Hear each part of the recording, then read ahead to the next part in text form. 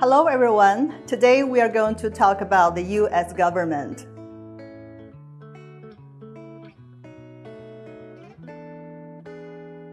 The US Constitution is the supreme law of the United States of America. It is the foundation and the source of the legal authority and provides the framework for the organization of the United States government. Constitution was drawn up in 1787 and came into effect in 1789 by the Constitutional Convention in Philadelphia, and it was ratified by conventions in each U.S. state in the name of the people. The Constitution consists of preamble, 7 original articles, and 27 amendments, and it has 2 obvious features.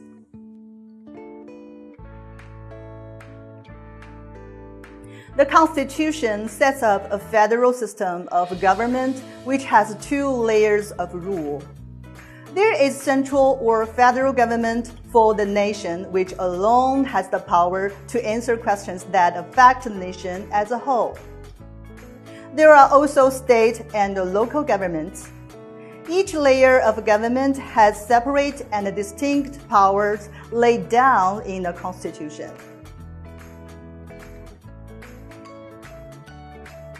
The government is divided into 3 branches: a legislature, a bicameral Congress, an executive branch led by the president, and a judicial branch headed by the Supreme Court.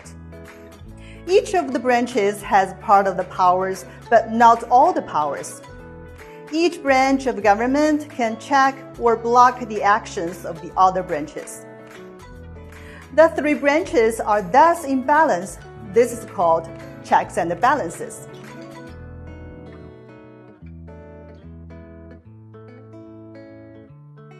When the Constitution was being drafted, nothing was mentioned about the rights of individuals.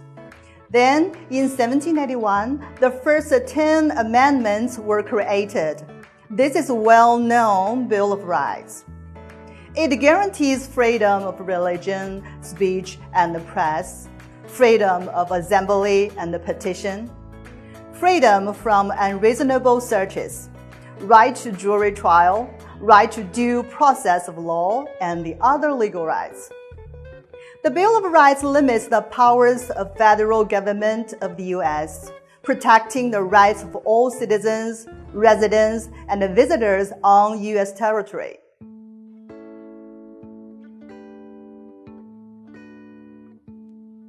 The federal government is the central government of the United States. It is divided into 3 equal and separate branches, and they are checked and balanced by one another.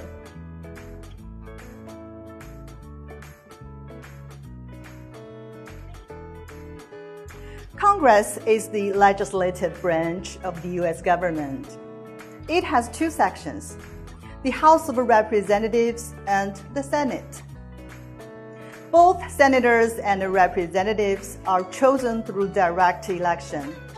Each of the 435 members of the House of Representatives represents a district and serves a 2-year term.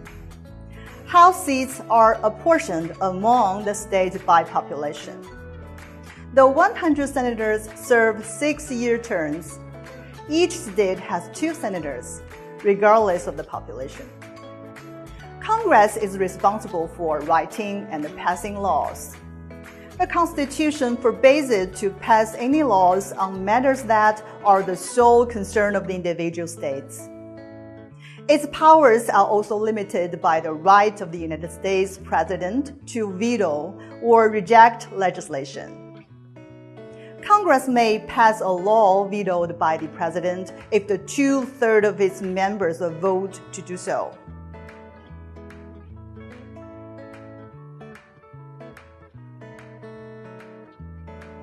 The executive branch enforces the laws passed by Congress. The President of the United States has the executive branch. It also includes many other offices, departments, and organizations. There are 15 departments. The heads of these departments are appointed by the president and serve as his advisors. They are known as the cabinet. In the United States today, the president holds office for 4 years. Initially, presidents could serve unlimited terms, but since 1951, they can only serve 2. If a president acts contrary to the Constitution or against the law, he can be impeached by the House of Representatives. The president has the power to nominate personnel, but his nomination needs the approval of the Senate. He also oversees many components of the executive branch of government. It is in his duty to propose legislation to Congress. The president also directs foreign policies, commands the armed forces, negotiates and signs treaties, and serves as a symbol of nation and a head of state with the ceremonial duties.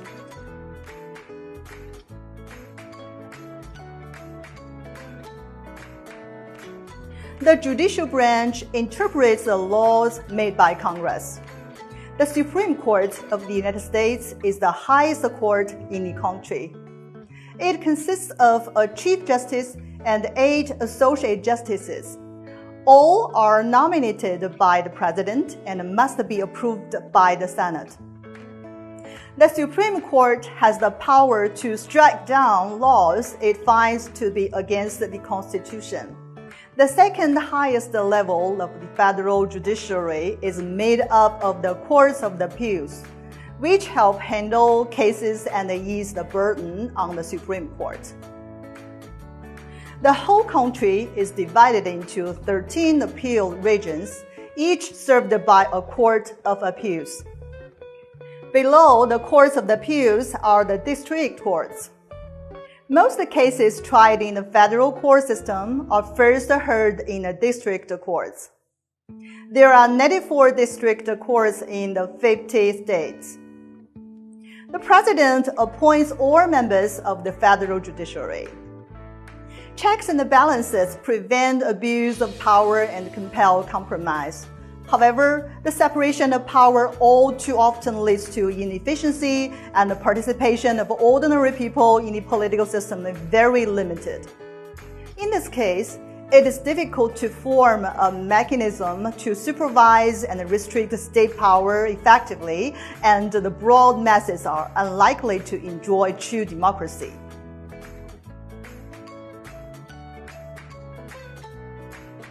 Political parties are the basis of the American political system. In general, America has 2-party system. The 2 major political parties are the Democratic Party and the Republican Party. And now they dominate politics at the federal, state, and local levels. Generally, on economic issues, the Democrats traditionally favor government intervention, while the Republicans stress the role of the market more.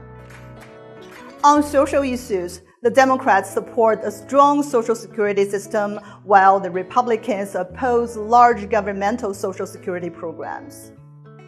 In spite of these differences, the 2 parties both believe in individualism, defend capitalism, and uphold private ownership of means of production.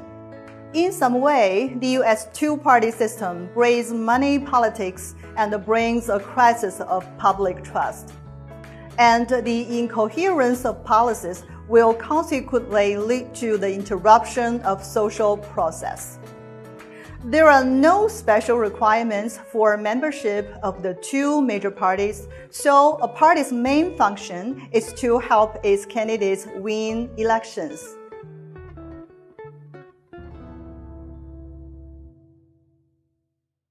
In America, elections are held every 2 years for members of Congress.